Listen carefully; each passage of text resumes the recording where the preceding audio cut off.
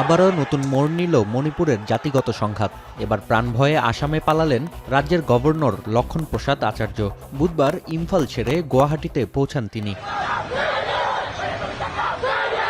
একদিন আগেই গভর্নরের আবাসস্থল রাজভবনের অভিমুখে পদযাত্রা করে শিক্ষার্থীরা। দাবি ছিল রাজ্য সরকারের নিরাপত্তা উপদেষ্টা ও রাজ্য পুলিশের প্রধানের অপসারণ। এক পর্যায়ে আন্দোলনকারীদের ওপর কাঁদানে গ্যাস ছোড়ে পুলিশ। দুপক্ষের সংঘর্ষে আহত অর্ধশতাধিক ব্যক্তিকে ভর্তি করা হয় হাসপাতালে। সংঘর্ষের কয়েক ঘণ্টা পর 11 ছাত্র প্রতিনিধির সঙ্গে সাক্ষাৎ করেন গভর্নর। 5 দিনের জন্য ইন্টারনেট বন্ধের নিষেধাজ্ঞা কার্যকর আছে ভারতের উত্তর পূর্বাঞ্চলীয় রাজ্যটিতে। যদিও এরই মধ্যে আন্দোলন করছে শিক্ষার্থীরা। সংঘাত নিরসনের দাবি ছিল শিক্ষার্থীদের কণ্ঠে। রাজ্যে শান্তি ফিরিয়ে আনতে কেন্দ্র সরকারকে কার্যকর পদক্ষেপ গ্রহণের দাবি জানান তারা।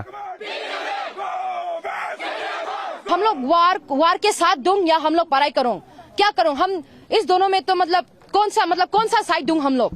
तो please governor, CM, respected CM, respected president etcetera, please इस मणिपुर एक छोटी सी स्टेट में ऐसा हल्ला कर रहे हैं, उसको स्टॉप करने के लिए थोड़ा प्लीज मीन्स तो दे दीजिए और प्लीज स्टॉप करिए।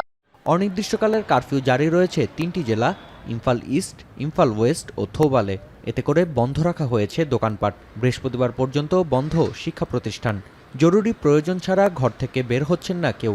সড়কে টহল বাড়িয়েছে নিরাপত্তা বাহিনীর সদস্যরা। অতিরিক্ত সদস্য মোতায়েন করেছে রাজ্য সরকার। গেল 3 দিনে আটক করা হয়েছে কমপক্ষে 40 বিক্ষোভকারীকে।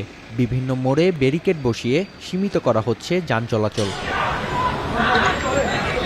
1 বছরের বেশি সময় ধরে চলা মেইতে ও কুকি সম্প্রদায়ের সংঘাত নতুন মোড় নেয় সেপ্টেম্বরের শুরুতে। বিচ্ছিন্নতাবাদীদের ড্রোন ও বন্দুক হামলায় কয়েকজন নিহতের পর হামলা পাল্টা হামলায় ব্যস্ত দুই সম্প্রদায়ের বিচ্ছিন্নতাবাদীরা। 16 মাস ধরে চলা সহিংসতায় প্রাণ হারিয়েছেন 2 শতাধিক ব্যক্তি। নাফিয়া আরমান মনন, এখন বিশ্ব।